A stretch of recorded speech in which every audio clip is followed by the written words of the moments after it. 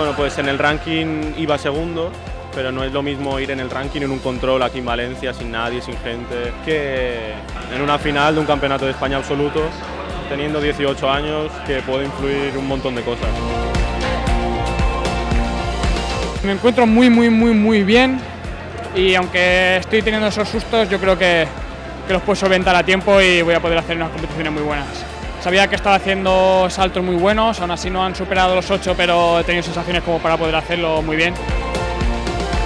He tenido una buena temporada, he podido entrenar muy bien la temporada invernal, así que súper contenta, casi marca personal. He ido haciendo marca personal en cada competición. Había soñado con esta medalla, pero hasta que no la tienes no te lo llegas a creer. Yo suelo correr este tipo de carreras de tácticas que con un último 200 demoledor o bastante rápido y bueno, es que ha sido la carrera perfecta y me he encontrado muy bien.